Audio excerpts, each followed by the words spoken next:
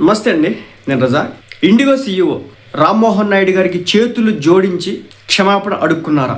ఆ యొక్క పోస్ట్, ఒక ఫోటో అయితే వైరల్ అవుతుంది అనమాట.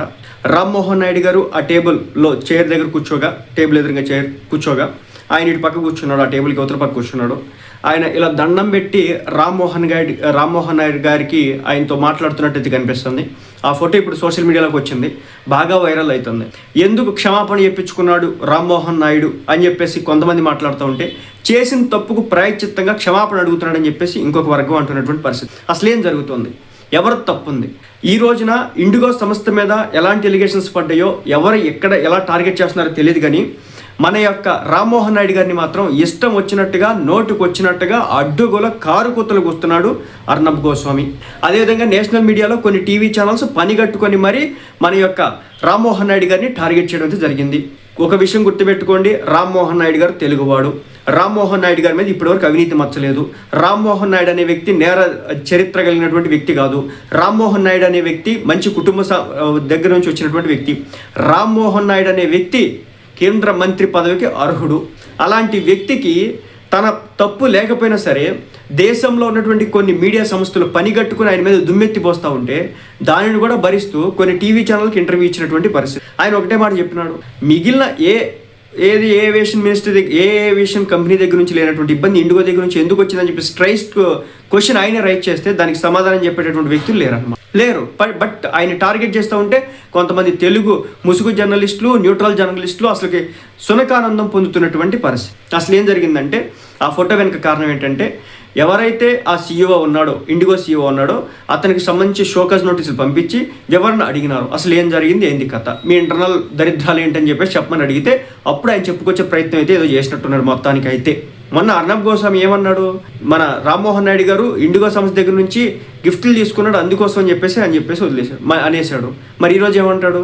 మరి క్షమాపణ చెప్పించుకున్నాడనే, లేదంటే ఇంకేదో చేశాడని, ఇంకేదో చేశాడని ఏమైనా చెప్తాడా? చెప్పడం.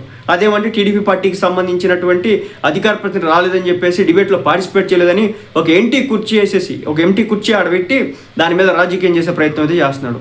ఒకటి, ఇప్పుడు ఉన్నటువంటి కేంద్ర ప్రభుత్వం మీద మచ్చపడకుండా ఉండాలంటే ఎవరిని టార్గెట్ చేయాలంటే మన రీజనల్ పార్టీ అయినటువంటి తెలుగుదేశం పార్టీ నుంచి గెలిచినటువంటి మన రామ్మోహన్ నాయుడు గారిని టార్గెట్ చేయాలి. అక్కడ అదే చేశాడు.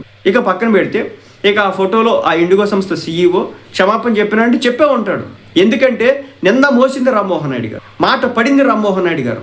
ఇష్టం వచ్చినట్లు మాటలు, నోటికి వచ్చినట్టు మాటలు తిడితే వాటన్నిటిని కూడా సహించింది రామ్మోహన్. ఎందుకంటే ఇది పడాల్సిందంతా కూడా ఇండిగో అనే సంస్థకి, ఎయిర్ ఇండియాకి లేదు, ఎయిర్ ఇండియా ఎక్స్ప్రెస్కి లేదు, లేదంటే స్కైవేస్ ఇంకా రకరకాలు అయితే ఉన్నాయి.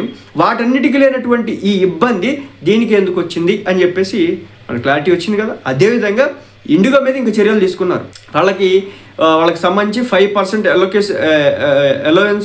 ఎలొకేషన్స్ అంటే వాళ్ళ ఫ్లైట్స్ ప్లేస్లో ఒక 5% తగ్గించేసి, ఒక 100 ఫ్లైట్స్ 1 సర్వీసెస్ అనుకుంటే ఉదాహరణకి, దాంట్లో ఒక 5 సర్వీసులు తగ్గించి దాని ప్లేస్లో ఇతర ప్లేయర్స్ ఎవరైతే ఉంటారో వాళ్ళందరినీ కూడా చేర్చడం అయితే జరిగింది. ఇంకా తగ్గించాలి. ఒక మొనోపోలీ పెట్టుకొని మేము చేసిందే రాజకీయం, మేము పాడిందే పాట అనే విధంగా ఉన్నటువంటి సంస్థలు ఏవైతే ఉన్నాయో వాటన్నిటి కూడా బుద్ధి చెప్పాలంటే ప్రభుత్వం వెనకడగకూడదు, వాళ్ళు ఆడినట్టు ఆడకూడదు. వాళ్ళు తీసుకున్న నిర్ణయాలు సమంజసమా కాదా, ప్రజల సేఫ్టీ కోసం గవర్నమెంట్ నిర్ణయం తీసుకుంటే దానికి అనుగుణంగా ఇండిగో అనే సంస్థ వెళ్ళకపోతే ఈ రోజున మాట పడింది రామ్మోహన్ నాయుడు గారు. పక్క రాష్ట్రానికి సంబంధించి ఒరిస్సాలో ఒక ట్రైన్ యాక్సిడెంట్ అయ్యి మనుషులు చచ్చిపోతే మాత్రం ఆ ప్రభుత్వాన్ని కానీ, ఆ వ్యక్తిని కానీ, ఆ మంత్రిని కానీ టార్గెట్ చేయడానికి నోరు రానటువంటి అర్నబ్ గోస్వామి మాత్రం మన రామ్మోహన్ నాయుడు గారి మీద ఇష్టం వచ్చినట్టుగా మాట్లాడినటువంటి పరిస్థితి. ఇదే ప్లేస్లో వైసీపీ పార్టీకి సంబంధించినటువంటి ఒక మినిస్టర్ ఉన్నా నేను ఇదే విధంగా సపోర్ట్ చేస్తాను. ఎందుకు, మనోళ్ళు ఇక్కడ అవినీతి చేయలేదు, ఎవడో తప్పు చేయలేదు, తప్పు చేయని దానికి కూడా మాటలు పడ్డాడు. అదే బీజేపీ పార్టీకి సంబంధించిన లీడర్ ఉంటే కనుక మాట్లాడామంటే మాట్లాడు, కేవలం తెలుగోడు కాబట్టి, తెలుగు పార్టీలు కాబట్టి అందుకు మాట్లాడాడు అనమాట. మొత్తానికైతే క్షమాపణలు చెప్పినా అంటే చెప్పే ఉంటాడు. చేసిన దరిద్రాలకు క్షమాపణ చెప్పక ఏం చెప్తాడు?